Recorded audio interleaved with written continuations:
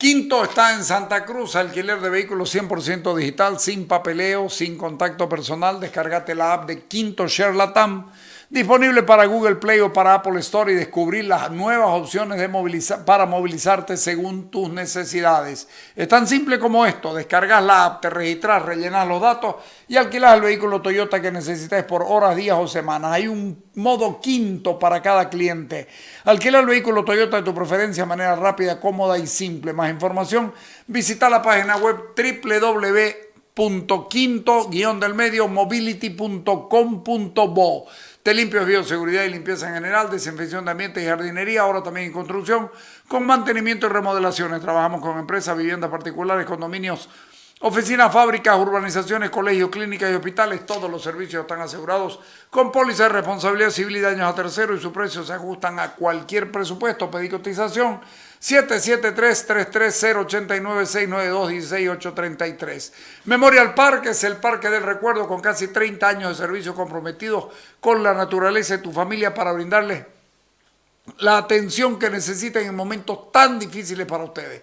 Puedes llamar las 24 horas del día al 773-99188, que la gente de Memorial Park se hace cargo de todo. Widex Bolivia o Widex Bolivia anuncia un ciclo de ayuda a personas con pérdida de audición, realizando campañas de detección de la pérdida auditiva a nivel nacional. Vamos a visitar diferentes grupos de personas en todos los departamentos para que puedan asistir y hacerse una audiometría de manera gratuita.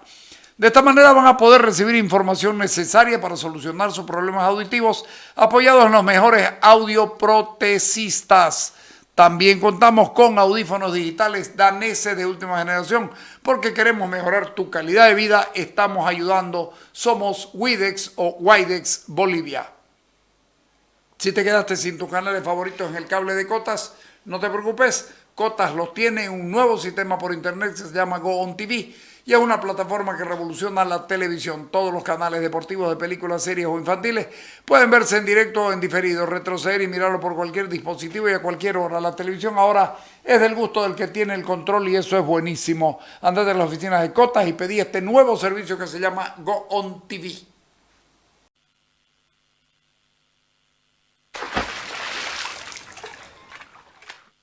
Estamos a 100 años, ¿no, Paula? 100 años Así desde es. la revolución. ¿Es correcto decir la revolución ferrocarril o nada? ¿O la Bueno, rebelión? bueno, así la conocemos, ¿no? La revolución del ferrocarril o nada, pero entendemos también que revolución es otra cosa, ¿no? Revolución supone un Ajá. cambio total de una sociedad, y brusco, ¿no? Sobre todo eso es abrupto y rompe todas las estructuras políticas, económicas y sociales. Acá hay una rebelión, ¿no?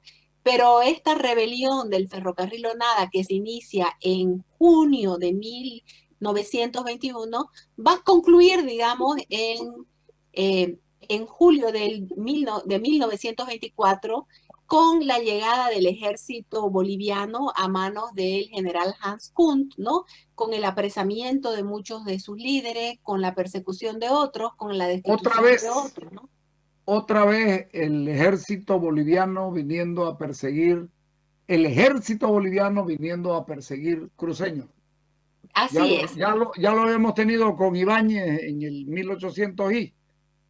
Bueno, lo hemos tenido con Ibáñez, lo hemos tenido con las luchas cívicas, o sea, es una Ah, constante en la historia, ¿no? sí, sí. Pero sí, digamos, esa rebelión que nosotros conocemos en la historia con el nombre de la rebelión ferrocarrilonada, se inició en junio de 1921, y no es que vaya a concluir la demanda del ferrocarril, pero digamos, la rebelión fue sofocada el 12 de julio de 1924, porque el 1 de julio, Carlos, en la madrugada del 1 de julio hubo tomaron preso al prefecto, se formó una junta de gobierno.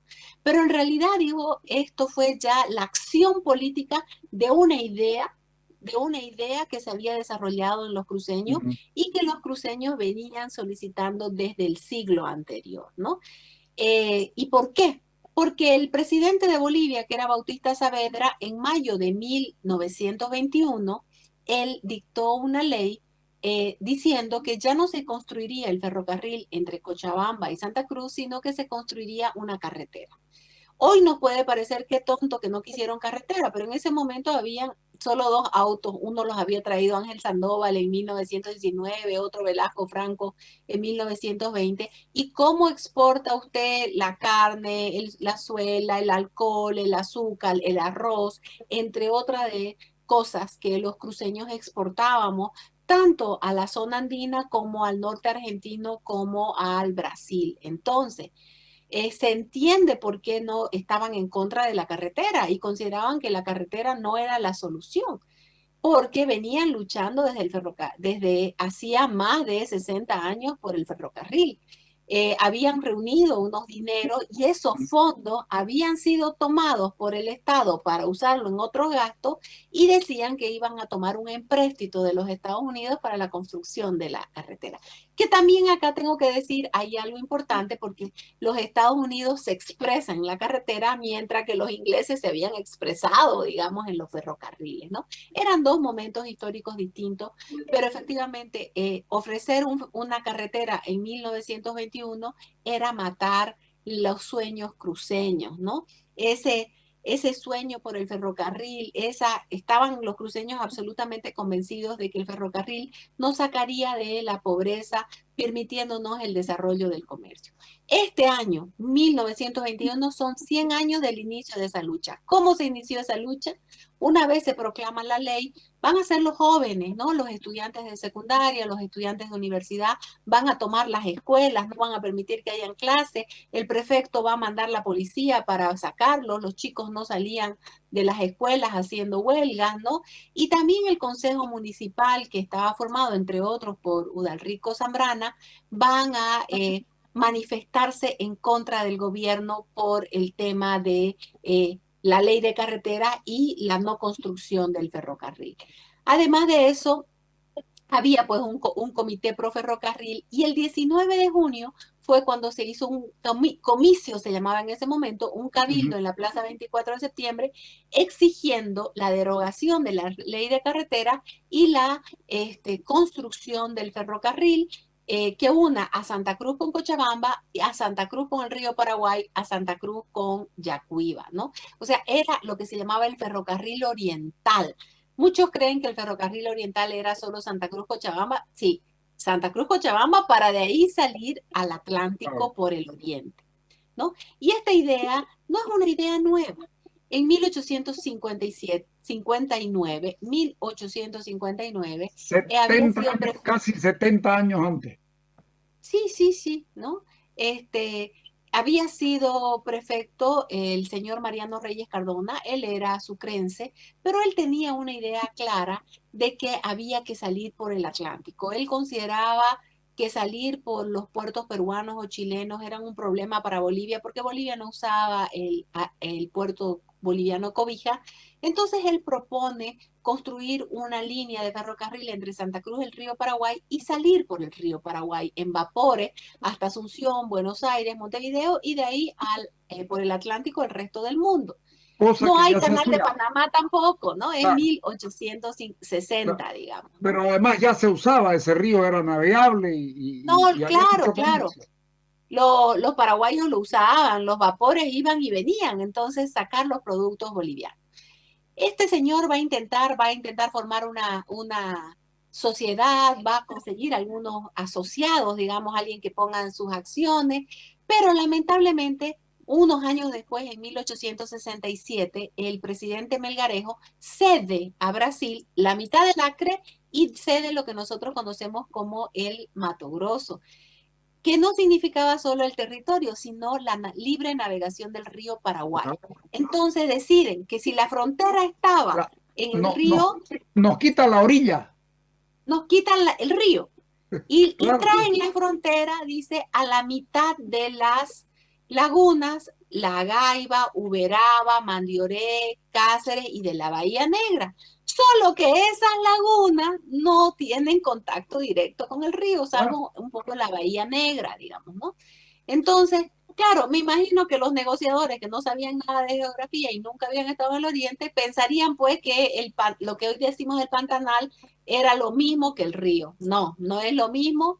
Entonces los cruceños van a manifestarse duramente Y esa idea, pues, ya de salir hasta el río Paraguay se va a ver muy disminuida y va a haber que construir más hacia el sur, más hacia la Bahía Negra, ¿no? Entonces, va después de esta José Luis, que propuesta tenemos un de, mapa. sí, si quiere lo puede poner el mapa Sí, claro. para que las personas se ubiquen, ¿no? Ahí pueden darse cuenta cómo es el río Paraguay y cómo ese río Paraguay topa un poquito en lo que hoy día es el corredor Dionisio Fallanini, ese triangulito, ¿no? Y un poquito más abajo la Bahía Negra. Pero ya las nacientes del río se la cede a Brasil y traemos la frontera hacia las lagunas. En 1874, Antonio Paradis va a tener la sociedad progresista, va a proponer también la construcción del ferrocarril, no va a dar ninguna solución. En 1875, un cruceño, Miguel Suárez Arana, propone la construcción no, si quieres sigue con el mapa, por favor, Walter, Seguir el mapa. propone la construcción de un camino carretero entre Santa Cruz de la Sierra y el Puerto Suárez. Es un puerto que él, Miguel Suárez Arana, lo funda Está en la clarito ahí bahía. el puente, Está clarito, el el camino. Puerto Sí. Suárez lo funda en la bahía de Cáceres, pero incluso hay que salir, ¿no? Para poder llegar al río Paraguay. Él funda el Sí. Puerto Suárez, va a construir ese camino carretero, ¿no? El gobierno le había dado a cambio de la construcción de este camino carretero y de la edificación del puerto, las aduanas, él podía cobrar una parte de las aduanas, ¿no? Y esto es muy paradójico porque en realidad Miguel Suárez Arana tiene que establecer la Empresa Nacional de Bolivia, una empresa de sociedad de acciones, para conseguir dineros y construir este camino. Mientras que en ese mismo momento el gobierno había puesto 10 millones para construir un camino allá para salir por el Madera Mamoré y que no tuvo ningún éxito. Asimismo, el gobierno boliviano desde 1843, ¿no? Había financiado expediciones para salir por el río Pilcomayo. Ninguna de las expediciones financiadas, ni de la de Magariños, ni de la de Crebón, ni la de Daniel Campo, van a tener éxito porque el río Pilcomayo no era navegable. Claro, Sin además se embargo, seca mucho, ¿no? Se secaba ya en esa época, se seca y no, ahora. no era navegable, pero claro, como el río Pilcomayo nace cerca de Sucre, como se puede ver ahí, la capital era Sucre, pues ellos querían salir pues al río Paraguay. No, no es posible. Ninguno de los intentos y de las empresas financiadas por el gobierno tienen éxito. Esta de Suárez Arana va a tener éxito, él la financió a sí mismo y 10 años después él consigue otra concesión del gobierno y funda el Puerto Pacheco. Lo pueden ver ahí, ahí en el mapa, dónde está Puerto Suárez y dónde está Puerto Pacheco, un poco más abajo de la desembocadura del río Tuquis con el río Paraguay, ¿no? Lo pueden ver ahí, un poquito más abajo en lo que se llama la bahía de los Chamacocos. Chamacocos es lo que hoy Exactamente. nosotros llamamos Ayoreos. Más hacia ahí, ¿ve? Puerto Pacheco, Exactamente. ¿no? Y ahí pueden ver que ahí está más cercano al río Paraguay, ¿no? Ven ahí donde está Puerto Suárez, que había fundado 10 Sí. años antes Miguel Suárez Arana. Pero él funda, Miguel Suárez Arana funda Puerto Pacheco, él tenía que construir un camino que lo lleve hasta Sucre, ¿no? Y que lo vincule con San José de Chiquitos, como se ve ahí.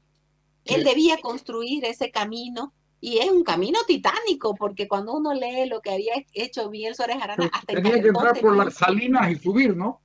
subir hacia Entrar San por José las y salinas. seguir hasta el cerro, hasta Carumbey, hasta el Tamamé, de ahí hasta Sí. Lagunilla y de ahí a Gutiérrez, a Sucre. Pero bueno, eso no, él solo cruza, su hijo Cristian es el que lo abre, pero el tema es, este señor funda Puerto Pacheco. A los pocos meses que lo funda, el gobierno le va a confiscar le va a nacionalizar su empresa, le va a quitar la administración de Puerto Pacheco y la administración de Puerto Suárez y la administración del camino carretero. Y Puerto Pacheco se lo va a dejar para que lo administre Isaac Tamayo. Este Isaac Tamayo era embajador de Bolivia en Asunción. Si quiere, puede mostrar Walter nuevamente el mapa para que las personas se ubiquen. Imagínense a manejar Puerto Pacheco desde Asunción, que está mucho más al sur, ¿no? Tan difícil. Sí. Y Sí, mire usted, por si acaso yo estoy mirando el mapa aquí ya, para que está me mirando el sea más mapa. fácil. Entonces, imagínense lo que es administrar Puerto Pacheco desde Asunción.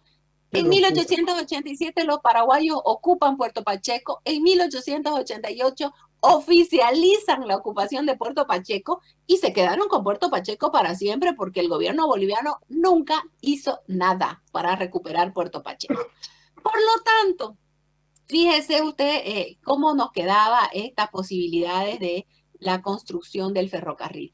Después va a estar este señor en 1888, la empresa Bravo, otras empresas que van a pedir para construir los ferrocarriles que vinculen al río Paraguay, ya sea hacia Santa Cruz, ya sea hacia Sucre.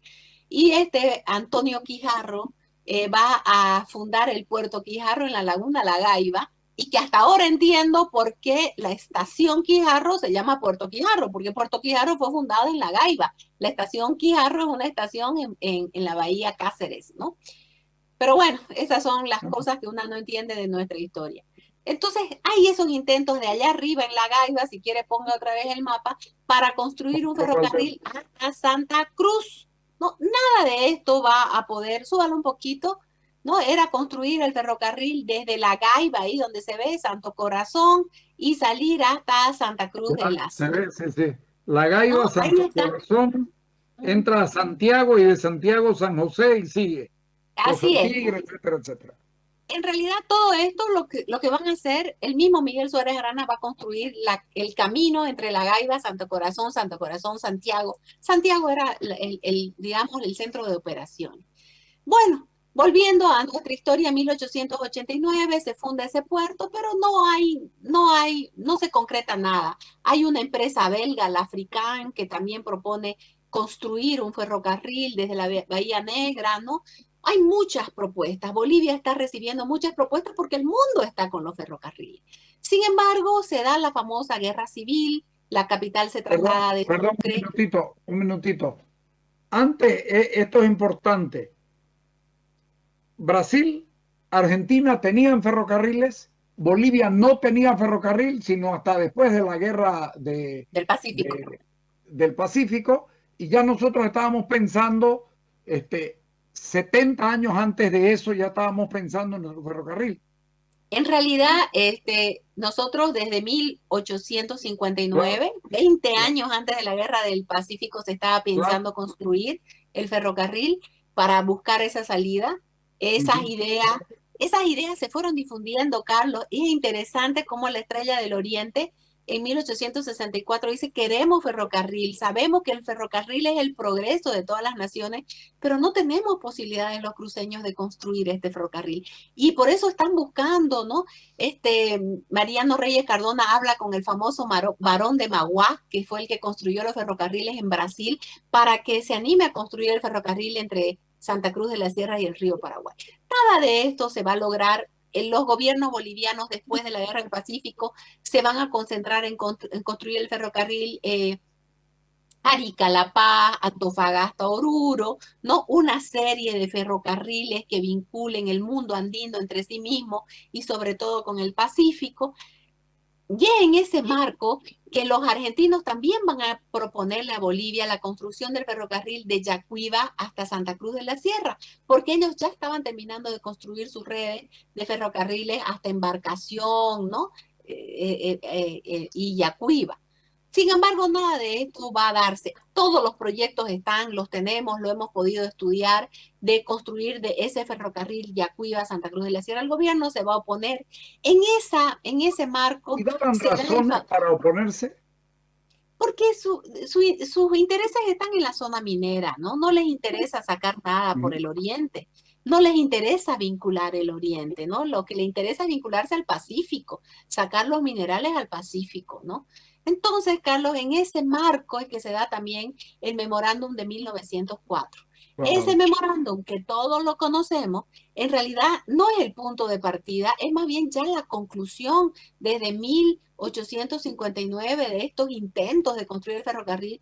El memorándum es una postura científica, ¿no? No es una postura de un empresario o de una compañía que quería invertir en Bolivia, son los académicos de Santa Cruz, los conocedores de la geografía, ¿no? Por eso es Sociedad de Estudios Históricos y Geográficos, que plantea, dice, se va a debatir en el Congreso la política ferrocarrilera y hay que construir el ferrocarril oriental. El ferrocarril oriental que vincule a Cochabamba con Santa Cruz y desde Santa Cruz hasta el río Paraguay para poder vincularnos con Brasil, con Paraguay, con Argentina, con Uruguay y con el Océano Atlántico y Europa, ¿no? Recién se va a empezar a construir el canal de Panamá, no hay canal de Panamá todavía.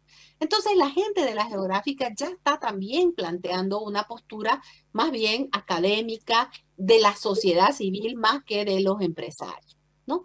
Bueno, los ferrocarriles se están construyendo en la zona andina y incluso hay pues, un dato que yo lo digo ahí, el presidente Eleodoro Villazón, creo, en 1912, manda una división porque decía los cruceños van a construir su propio ferrocarril y se van a dividir.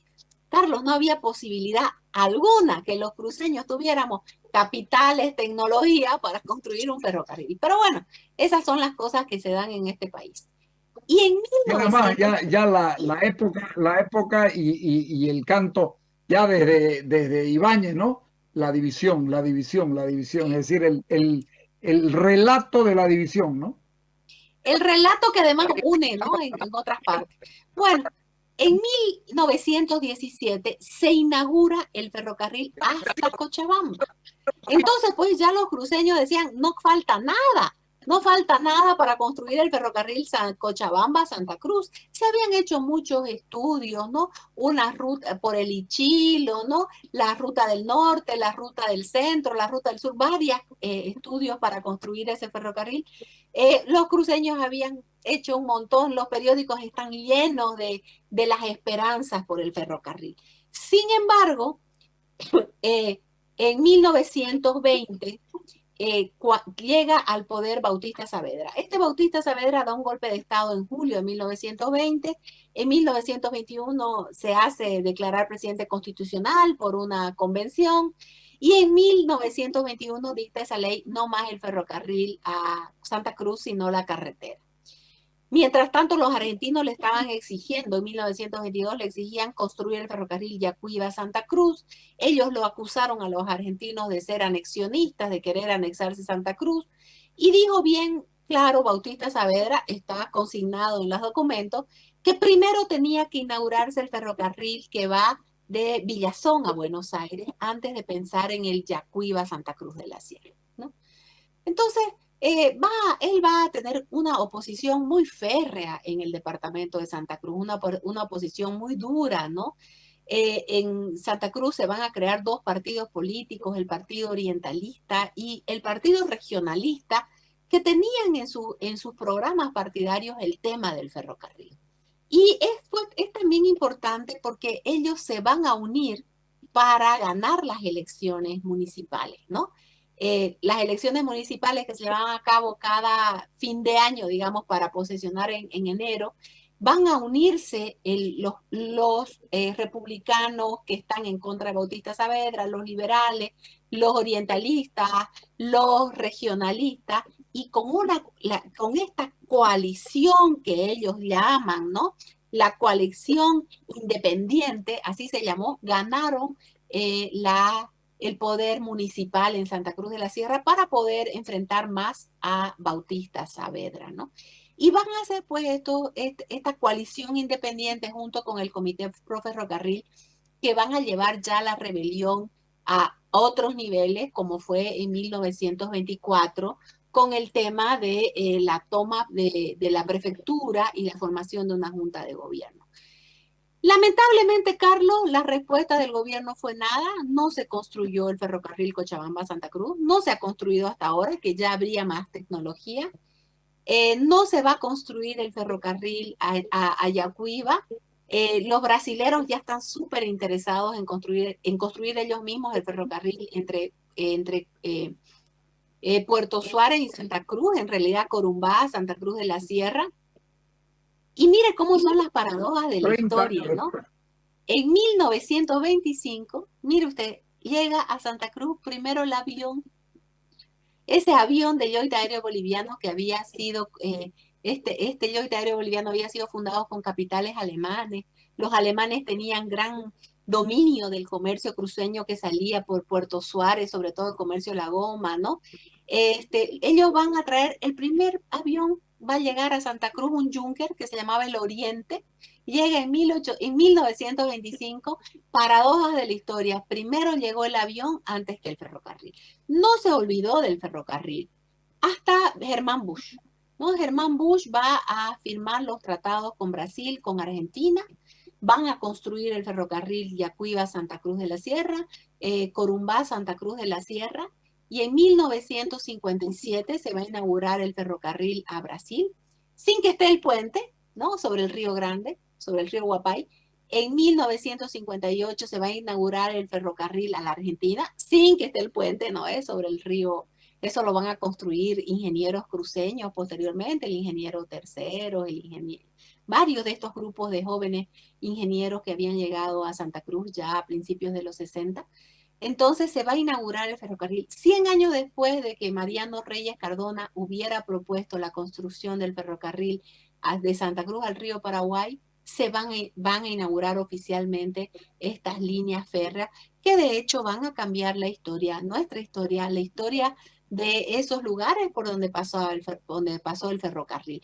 Tarde, ¿no? Tarde en el sentido de que ya en 1959 ya habían carreteras, ya habían trailers, ¿no? Ya las grandes rutas se habían construido, pero importante para nosotros, ¿no?